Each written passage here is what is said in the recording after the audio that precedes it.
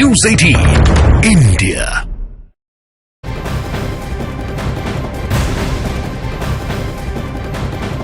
America को Iran से बहुत बड़ी धमकी मिली है। ईरान ने कहा है कि अमेरिका की सर्जिकल स्ट्राइक वाले हमलों के खिलाफ हैं।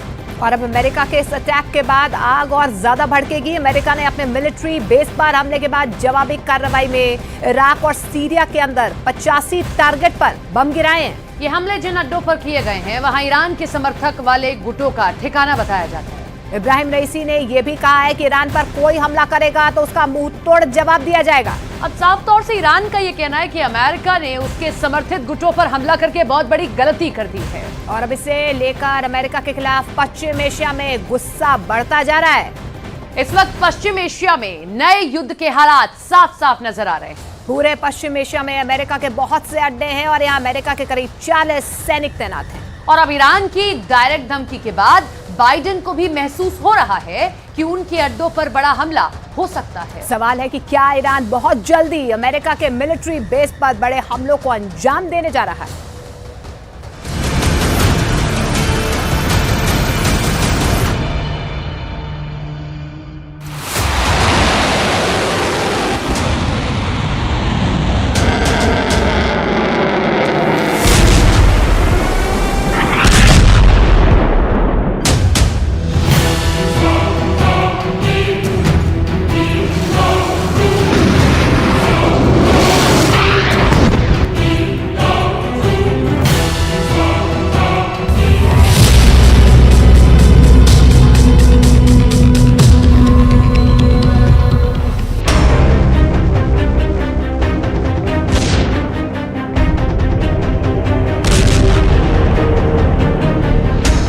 इस वक्त पश्चिमी एशिया में 2 वॉर जोन बने हुए हैं और तीसरा बनाने की पूरी कोशिश जारी है।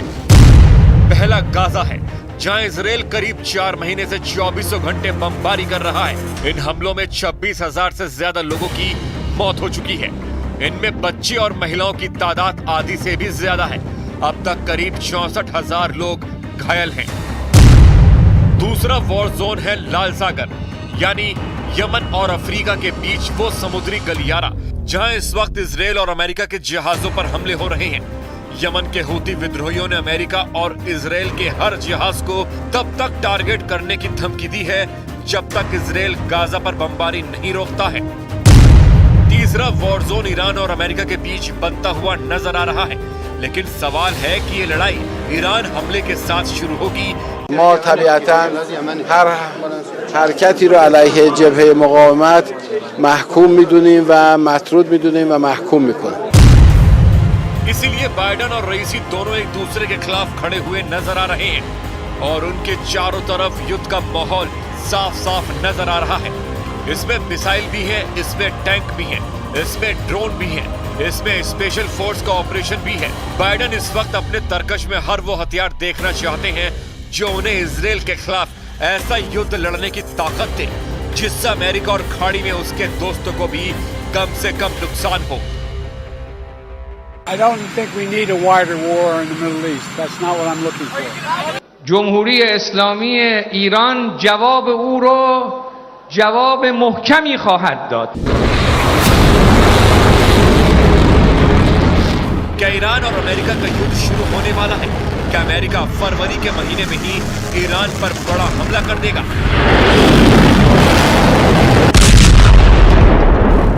सवाल है कि रूस क्या करेगा, इजराइल क्या करेगा, नाटो का रुख क्या होगा?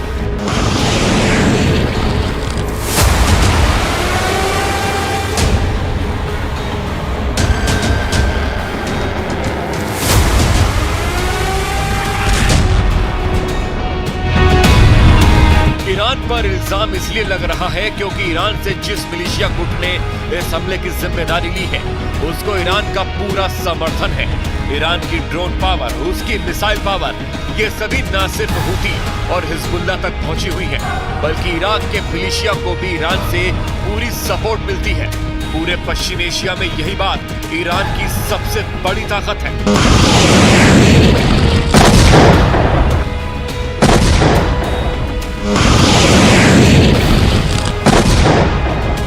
Iran continues to destabilize the region. This includes backing terrorists who attack our ships in the Red Sea and the US is leading international efforts to end these attacks. America के रक्षा मंत्री Lloyd Austin ने ये बात NATO के महासचिव से मुलाकात के दौरान कही थी। यानी अमेरिका अब रूस और ईरान समेत कई खतरों को लेकर एक बड़े गुट के साथ बात कर रहा है। ऐसे में सवाल है कि अगर अमेरिका ने ईरान के खिलाफ बड़ी गुटबाजी शुरू कर दी तो इसका अंजाम क्या होगा। कतर के प्रधानमंत्री ने आगाह किया है कि गाजा से शुरू हुआ युद्ध पूरे पश्चिम एशिया को जला सकता है।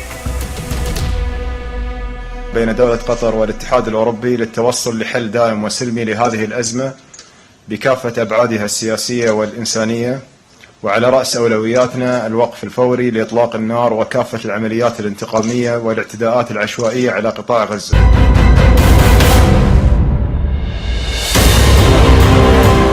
गाजा में इजराइल की बमबारी के बाद चिंगारी लेबनान पहुंच सकती है। जॉर्डन खतरे में है। मिस्र के इजराइल से संबंध बिगड़ने लगे हैं।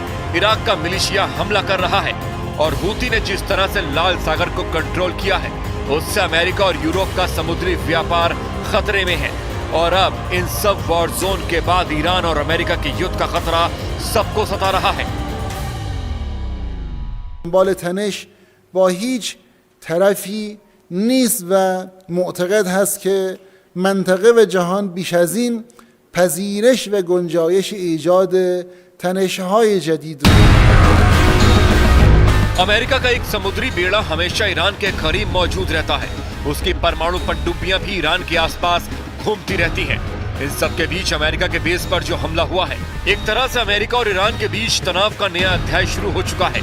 अमेरिका और ईरान के बीच दुश्मनी अब एक नए लेवल पर पहुंचने वाली है, जिसका नुकसान पूरी दुनिया को उठाना पड़ सकता है। Jeopardy.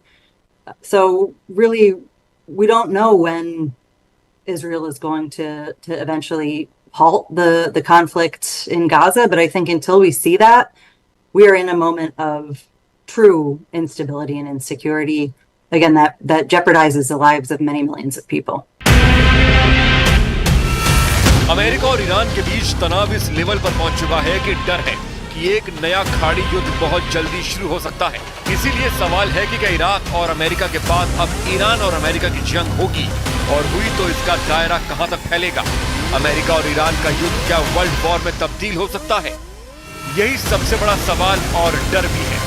इन्हीं सब बातों से इस वक्त खाड़ी देशों में तनाव बहुत ज्यादा है।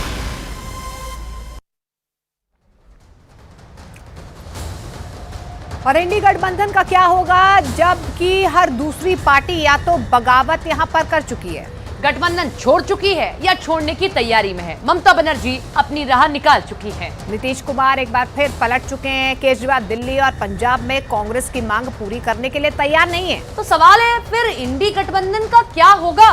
क्या चुनाव से पहले इंडी टूटकर बिखर जाएगा? क्या विपक्ष का ये मोर्चा मैदान में जाने से पहले अपने हथियार डाल देगा? देखिए इंडी की अंत कथा की ये स्पेशल रिपोर्ट।